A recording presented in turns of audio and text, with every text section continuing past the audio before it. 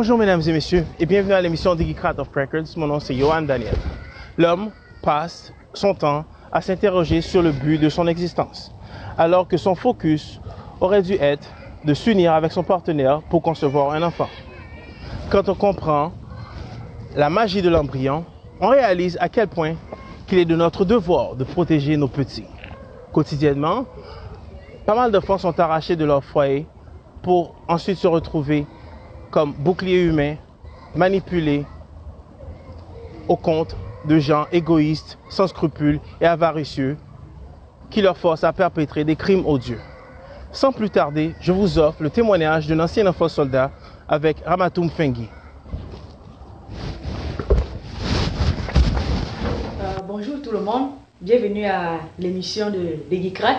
Je suis Ramatoum Fengui, vice-présidente du club Digicrat de l'Université Saint-Paul. Aujourd'hui à l'antenne, nous recevons une personne très particulière, je dirais, à la personne de Junior Zita. Junior, bonjour. Bonjour. Bienvenue. Merci. Vraiment, c'est un plaisir pour nous de t'avoir sur ce plateau. Est-ce que tu pourrais te présenter un peu pour qu'on sache ce qui est Junior? Merci beaucoup. Premièrement, je voudrais vous remercier aussi. Je suis très honoré d'être là cet après-midi avec vous. Je m'appelle Junior Nzita Swami. Je suis un ancien enfant soldat démobilisé et je suis le président et l'initiateur des Paix pour l'enfance et je suis ambassadeur pour les causes des enfants soldats à l'ONU. Et l'auteur du livre Si ma vie d'enfant soldat pouvait être racontée. Et je suis aussi un nouveau étudiant à l'Université Saint-Paul. Ça en fait beaucoup, un gros bagage, Junior. Et tu as dit que tu es ambassadeur des enfants soldats. Tu es originaire de quel pays? Je suis originaire de la République démocratique du Congo, l'ex-Zaïre. Ok, République démocratique du Congo. Je sais qu'il y a deux Congos. Est-ce que juste pour pouvoir situer nos téléspectateurs, est-ce que tu peux nous faire la différence entre les deux Congos? Je sais qu'il y a la République du Congo et... C'est ça, je l'ai déjà fait. J'ai dit la République démocratique du Congo. Donc nous avions la République du Congo et la République démocratique du Congo. Et toi, tu viens de quel parti? Autrement dit, RDC. Ah, ok. Merci. Tu as dit que tu es un ex-enfant soldat. Tu peux un peu nous briefer là-dessus? Soldat, c'est par rapport à la guerre du Congo, la guerre qui a eu lieu au Congo. Est-ce que tu peux nous donner comment est-ce que la guerre a commencé? Comment est-ce que tu t'es retrouvé à être un ex-enfant, un soldat pour aujourd'hui être un ex-enfant soldat? Merci beaucoup pour votre question. Je suis d'abord natif du Kivu, du Nord Kivu en particulier, et j'étais parti à l'internat. Quand j'étais chez moi, je vivais à Goma avec ma famille. Quand j'avais totalisé mon 12 ans d'âge, je voulais commencer mon cycle secondaire et ma famille avait décidé de m'envoyer à l'internat à Kyondo et c'est là où mon enfer avait commencé, où mon enfance a été volée. Donc pendant la rébellion de l'AFDEL, pour chasser les dictateurs qui étaient au pouvoir, le dictateur Mobutu qui avait fait 32 ans du pouvoir, alors il y a des militaires qui avaient préféré d'utiliser les enfants pour accomplir cette mission. Alors moi je suis j'étais victime de cette action dont mon enfance a été perdue. J'étais kidnappé à l'âge de 12 ans à l'école et j'étais mis sur le chemin de la guerre et j'étais utilisé comme un chair à canon pour les intérêts égoïstes des politiciens de mon pays. Tu as dit il y avait le AFDL qui tenait à chasser Mobutu, mais pourquoi? En fait, vous savez, Mobutu qui a fait 32 ans du pouvoir sans alternance, et il n'y avait pas une autre voie parce qu'il n'y avait pas la démocratie et il n'y avait pas des élections. Alors quand il n'y a pas la démocratie, quand il n'y a pas des élections, nous avions une certaine catégorie de politiciens ou des tribus qui se sentent un peu marginalisés au partage des pouvoirs ou au partage des minéraux, parce que quand il y a la dictature, il n'y a pas de partage équitable des minéraux du pouvoir. Alors il y a certaines personnes, ils se trouvent mieux de faire la guerre pour prendre le pouvoir aux armes ou organiser des coups d'État pour changer des choses. Malheureusement, cet pouvoir et cette aventure, ça a très mal tourné parce que ils ont déchiré le cœur des familles, ils ont séparé des enfants. Il y a des enfants qui ont fait des voyages sans retour comme nous autres. Je n'ai jamais retourné dans ma village. Et donc c'était difficile, mais c'était ça l'objectif de kidnapper les enfants pour prendre le pouvoir. Et peut-être vous allez me poser des questions. Pourquoi les enfants? Parce que les enfants, ils sont faciles à manipuler, ils sont efficaces dans la guerre, ils réclament pas leur solde. Et les enfants, ils obéissent facilement aux ordres des chefs et ensuite ils sont utilisés comme des chairs à canon pour diminuer les munitions des ennemis afin de permettre aux adultes d'avancer et de prendre le pouvoir. Et est-ce que vous recevez un entraînement pour ça? Vous avez dit qu'on vous kidnappait. Est-ce qu'il y avait quelqu'un pour vous former à devenir soldat? Ou bien vous deviez juste vous lancer dans le vent, le mouvement, pour prendre des fusils et je sais pas? Oui, malheureusement, il y a des formations expéditives pour comme des 2 ou 3 semaines ou 4 semaines. On vous apprend comment dépiécer, comment monter l'arme, comment tirer, comment coucher. Et beaucoup plus, c'était la morale. On voulait vous donner la morale pour vous dire que vous n'êtes pas des enfants et vous êtes des adultes. Et vous devez vous considérer comme des adultes et vous êtes invulnérables. Donc vous ne serez pas touché par des armes. Ensuite, c'est nous faire des cérémonies de fétichisme, comme on dit chez nous, des gris-gris, pour ne pas être atteint par des balles. Malheureusement, ces formations expéditives, c'est véritable école de la violence. Ce n'est pas une académie militaire là où on pouvait nous apprendre les règlements des droits internationaux ou les règles des droits internationaux et humanitaires. Il faut protéger l'ennemi quand il tombe ou il faut protéger les civils. Mais dans cette formation expéditive, on apprend les enfants à détruire leur propre société. Donc nous avions détruit des écoles, nous avions détruit des réservoirs d'eau, nous avions détruit des ponts, nous avions massacré, nous avions tiré sur des civils qui étaient des innocents. Justement, c'était pour couper les liens, pour avoir comme une seule résilience comme l'armée. Donc je voudrais profiter d'ailleurs à travers cette interview à mon nom personnel en tant qu'ambassadeur des causes des enfants soldats et au nom de tous les enfants soldats, je voudrais présenter nos esquisses. Nous regrettons des actes qu'on nous a posés de commettre à notre propre société. Malheureusement, c'était ça la réalité. Donc, je voudrais demander pardon pour ceux qui considèrent des enfants soldats comme les bourreaux, dont nous étions aussi des victimes comme eux. Ouais. Et est-ce que vous étiez rémunéré? Comment s'est passée votre vie d'enfant soldat? Vous avez une rémunération et comment vous viviez? Vous viviez dans des camps ou bien avec des refuges? En fait, la rémunération des enfants soldats, déjà, l'objectif principal qui permet qu'on puisse recruter les enfants, parce qu'ils ne réclament pas leur solde. Les enfants, ils ne sont pas payés. Vous comprenez, ils ne réclament pas leur solde. Et de deux, on était obligé de vivre dans des casernes. C'était devenir comme notre vraie famille, parce que la solidarité des enfants soldats face aux civils, on avait renforcé notre lien avec des ex-compagnons sous les drapeaux. Pourquoi? Parce qu'on s'est protégé mutuellement. Si tu sors seul, tu peux être assassiné, tu peux être tabassé par des civils, mais en sortant en groupe, en restant en famille avec des militaires, ça créait une forte résilience entre nous. Donc l'ambiance dans l'armée, c'était une ambiance de solidarité d'abord, entre enfants soldats, mais aussi c'était une ambiance de guerre. Ça ne passait pas des jours sans tirer aux civils ou sans faire couler des armes. Donc c'était ça, sans faire couler du sang. Donc c'était ça notre ambiance. Excusez-moi, j'ignore de poser la question, mais est-ce que vous avez eu à tirer sur des personnes? Vous avez tué des êtres humains? Moi je pense que vous n'avez pas besoin de présenter une esquisse. C'est vrai que c'est... quand on est enfant soldat ou quand on est militaire qui n'a pas passé par une académie militaire, donc vous êtes obligé de tirer sur des civils. De toutes les façons, dans mon livre, j'ai écrit, dans la première phase d'ailleurs, j'avais réussi à écrire, je demande pardon à tous ceux à qui j'ai causé des torts en tant qu'enfant soldat. Alors, pour mieux répondre à votre question, je veux dire, il n'y a aucun enfant qui tue des civils, il n'y a aucun enfant qui tue des personnes. C'est les armes qu'on fait porter aux enfants qui ont tué. On n'était que Des bourreaux. on n'était que des victimes. Donc il y a nos bourreaux qui ont tué. Nous, on n'est pas responsable de ces actes barbares plutôt.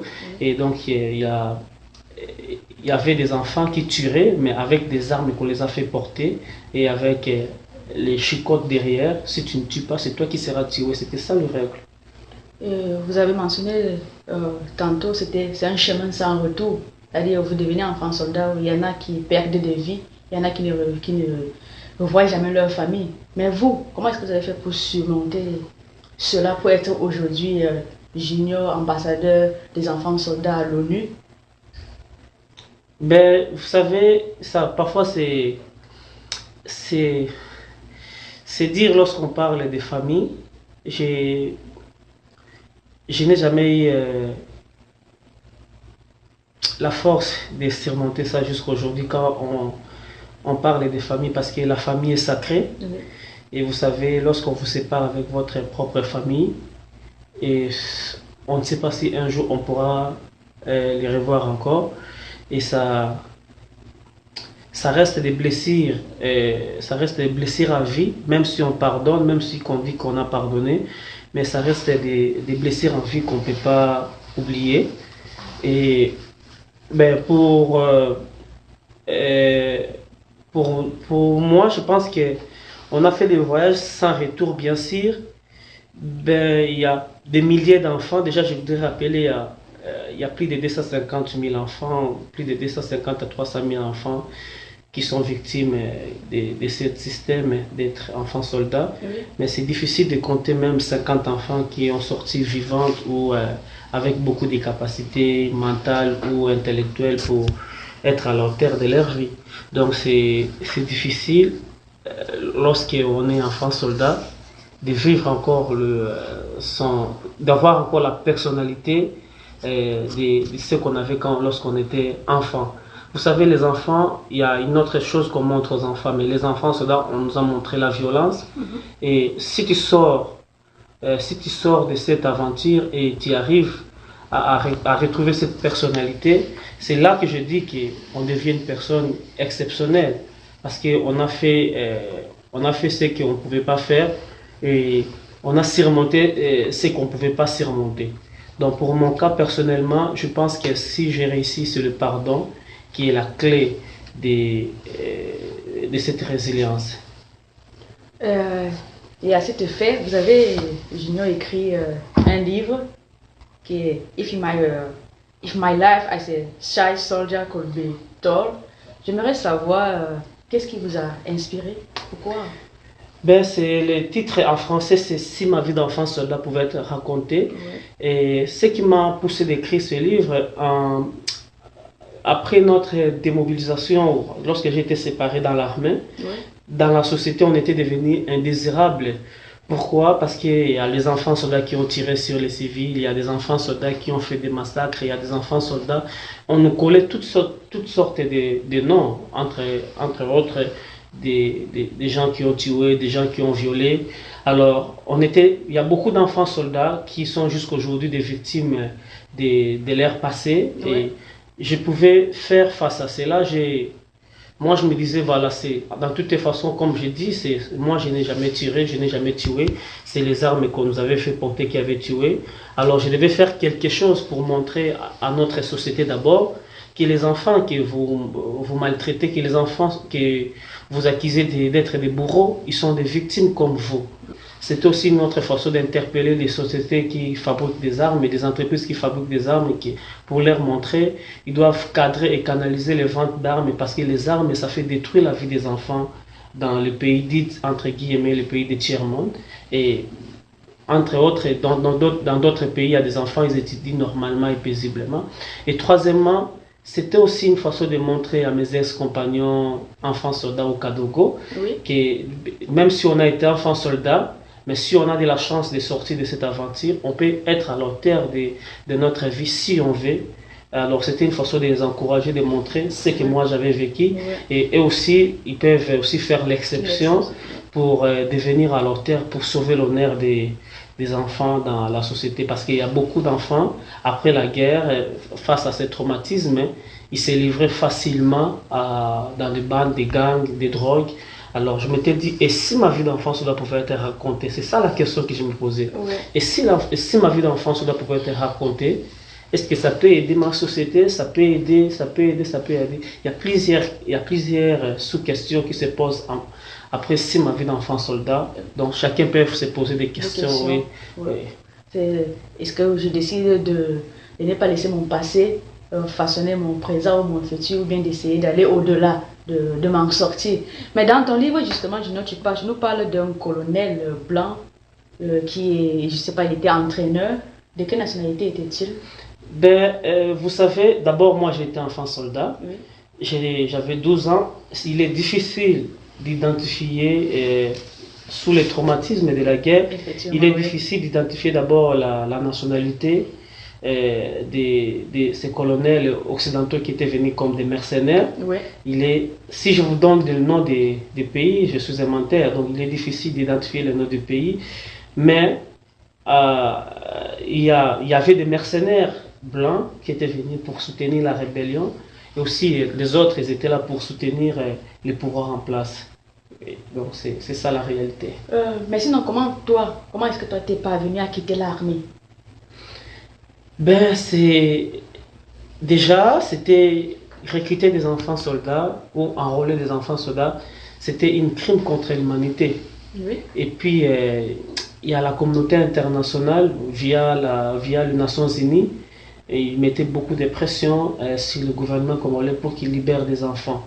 Alors, en dehors de la communauté internationale, moi, je fréquentais ou j'étais amoureuse d'une fille qui était aussi victime de la barbarie des enfants soldats.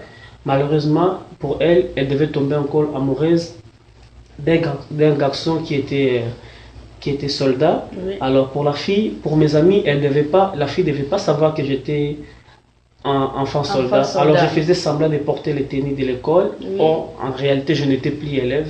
Alors je devais faire ça. Alors la déception avec cette fille qui m'avait encouragé de revenir dans ma vie normale pour être accepté dans la société, parce que la fille, elle avait finalement su que j'étais enfant soldat.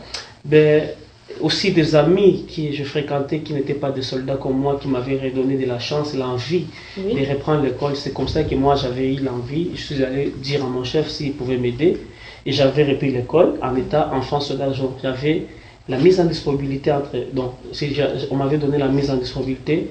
C'est de là que j'avais créé une association des ex-enfants soldats à l'époque pour réclamer notre démobilisation. C'est vrai que c'était beaucoup risqué, mais je ne voyais pas de risques. Je voyais d'abord les résultats comme d'habitude. Aujourd'hui, je ne vois pas de risques en ce que j'ai fait. Je vois d'abord des résultats. Et ça a donné son fruit. Et puis, notre crise a été attendue. On a démobilisé des centaines de milliers d'enfants soldats au Congo grâce à cette initiative. Mais en quelle année au juste? J'ai commencé l'association en 2004. Oui. Et puis j'ai été démobilisé en 2006. Toi ou bien l'ensemble des enfants soldats en 2000? On a été démobilisé en 2006. Ok. Mais sinon, comment a été ton contact? Comment est-ce que tu as pu, je veux dire, ton entrée dans l'enfant soldat qui quitte ce milieu pour revenir dans la vie civile? Comment a été ton... En fait, je vais dire la résilience ou la transition, c'était pas facile non plus en étant enfant soldat qui a été habitué de se prendre en charge soi-même, d'être comme les acteurs de lui-même, et puis se soumettre encore dans des différentes règles de la société en étant enfant. Et la première jour j'étais partir à l'école, vous savez au Congo jusqu'à aujourd'hui il y a du bafle, les sous d'Égypte, ça existe encore, on tape encore les enfants. Oui. Et le premier jour j'étais victime, il y a mon professeur qui m'avait puni tout en me donnant des gifles, et puis quand il avait su que j'étais enfant soldat, elle avait peur de donner le cours, vous comprenez, je faisais face dans les humiliations de la société, mais je n'avais pas le choix. Je pouvais que le faire, sinon si je vais appliquer comme soldat, donc je dois retourner dans l'armée comme c'était encore mon enfer. Donc c'était pas facile. Tu arrives dans un endroit, on dit que toi tu as été enfant soldat, tu as tué des gens. Il fallait se soumettre, il fallait faire face à ces injures, à ces préjugés plutôt, et sortir sans réaction négative. Et c'était pas facile. Mais avec le temps, tout ce que j'ai posé dans la société, tous les actes que j'ai posés, c'était bien. Je me suis engagé comme acteur social dans des associations de jeunes. On a fait pas mal de choses positives. Oui. Donc j'ai regagné confiance de la société. Alors c'est ça même qu'on avait redonné la chance aux autres enfants soldats qui deviennent aussi comme moi. Dans ton livre, tu nous parles d'un meilleur ami à toi. Je pense que c'est Matadi, oui, que tu as vu mourir sous tes yeux. Ça devait vraiment être l'horreur, j'ignore. Mais comment? Parce que je pense que dans ce plateau, il y aura beaucoup de questions basées sur le comment. Comment est-ce que tu as vécu cela? Matadi, avec sa famille. En fait, mon ex-compagnon, c'était d'abord un ami de l'école, oui, un ami du quartier. Oui. Et on avait l'habitude de rester dans le même banc de l'école et puis on partageait beaucoup de choses ensemble.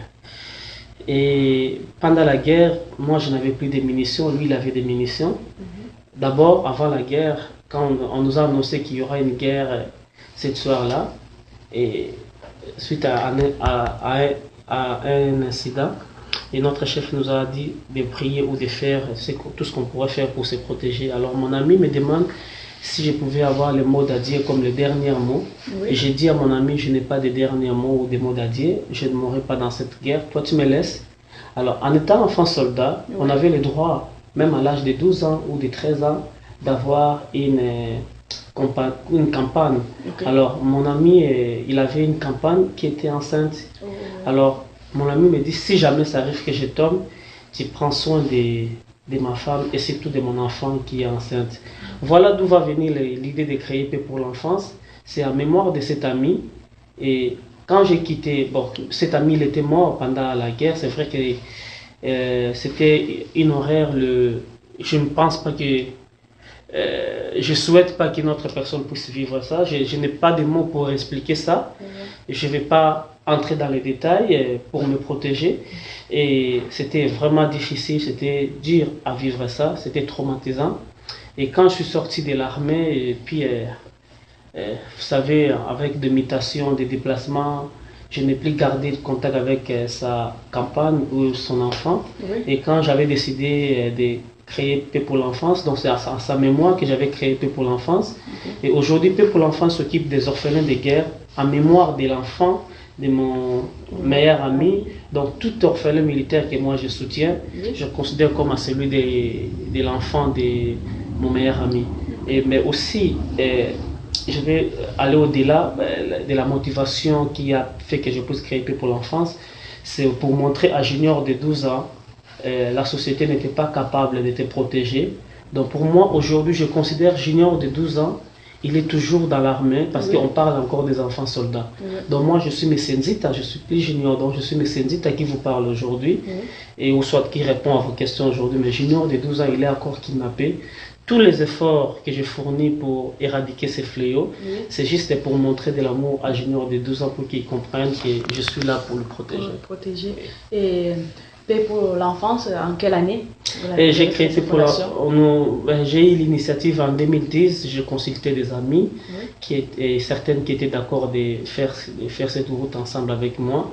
Et nous avions décidé de créer Paix pour l'enfance en 2010, vers la fin, et puis vers 2011, on a été reconnu officiellement par l'État congolais. Et aujourd'hui, Paix pour l'enfance, elle est en France, oui, elle est en Allemagne, et bientôt elle sera au Canada. Au Canada, et bien évidemment au Congo. Elle est basée plus au Congo. C'est le siège social de Paix pour l'enfance au Congo. Oui. Et quels sont les grands projets de Paix pour l'enfance pour les enfants orphelins du Congo, de la France, je dirais plus tard dans le monde entier? Les projets principaux de Paix pour l'enfance, que tous les enfants puissent avoir la chance ou puissent vivre une protection égale, que nous ne voulions pas qu'il y ait des enfants Parce que nous, on dit, il n'y a pas des enfants américains, il n'y a pas des enfants canadiens ou africains. Tous les enfants sont d'abord des enfants. Les plus grandes préoccupations des pays pour l'enfance, c'est que tous les enfants du monde puissent bénéficier de la même protection légale, égaux plutôt. Okay. Mais aussi, le plus grand défi des pays pour l'enfance, c'est de construire des centres de réhabilitation professionnels pour les enfants qui avaient détruit leur enfance, pour les enfants dont leur enfance a été détruite par la guerre. Donc, ils méritent que cet enfant soit réhabilité à travers des formations professionnelles et qu'on parle des 0 enfants soldats dans le monde. Oui, Junior, vous pensez que si vous êtes aujourd'hui, vous avez pu surmonter votre passé de ex-enfant soldat et vous avez pu créer comme un refuge, paix pour les enfants, pour protéger les enfants orphelins, soldats, pour que ce qui vous est arrivé ne puisse pas les arriver également. Pensez-vous que cela est lié à votre enfance ou à votre parent ou à la famille dans laquelle vous avez vécu? Est-ce que vos parents, votre papa a eu un rôle à jouer dans votre vie? Ben, mes parents d'abord, en me mettant au monde, ils ont joué un rôle exceptionnel, parce que si ma mère ne voulait pas que je naisse, ils allaient... Vous ne serez pas là aujourd'hui, je ne serais pas là, je n'aurais pas aussi l'éducation de base que j'avais eue, et mes parents adoptifs, et également, s'ils n'avaient pas cet amour-là, ils n'allaient pas payer mes études. Donc, je pense que d'abord, l'amour que mes parents m'ont montré, l'amour que la société m'a montré, la société ne m'a pas toujours montré l'injustice, mais j'ai vécu aussi l'affection ou l'amour des autres personnes de cette société. Donc moi j'ai choisi le bon côté pour faire aussi dans mon tour aussi de faire le relève de ce qu'ils voulaient, parce que mes parents peut-être ne pouvaient pas aller au-delà de ce que moi je fais, et moi je suis en train d'accomplir juste leur destin pour là où ils sont, qu'ils voient qu'il y a des enfants qui sont protégés. Merci beaucoup, Junior. Une dernière question pour toi. Mais que penses-tu de l'avenir du Congo? Ben, l'avenir du Congo, le destin du Congo, ça dépend, c'est entre les mains de Dieu. Et peut-on dire qu'il y a de l'espoir pour le Congo? Ben, on doit toujours garder de l'espoir lorsqu'on vit et lorsqu'on est là. Vous savez, aujourd'hui, hier, il y a quelques mois, parce que j'étais en Allemagne, je suis passé au musée de la guerre de l'Allemagne. Je vis les désastres de la guerre pendant la guerre de 40 à 45, et c'était pire que le Congo. Et aujourd'hui, l'Allemagne, il y a la paix, c'est un pays qui a beaucoup évolué. Donc quand je vois ça, quand je vois des pays qui a connu une guerre atroce, alors quand je vois ce qui se passe au Congo, je dis toujours, il y a toujours de l'espoir. Si pour la génération future, si nous on accepte de dire que nous sommes une génération sacrifiée, on doit travailler pour l'avenir. L'avenir pour les générations futures. Effectivement. Ok, merci beaucoup, Junior. C'est moi qui vous remercie. C'est un honneur d'avoir sur ce plateau. Et mesdames et messieurs, c'était Junior Zita, ambassadeur des enfants soldats de l'ONU. Nous vous remercions et à très bientôt. C'était Dédicrate.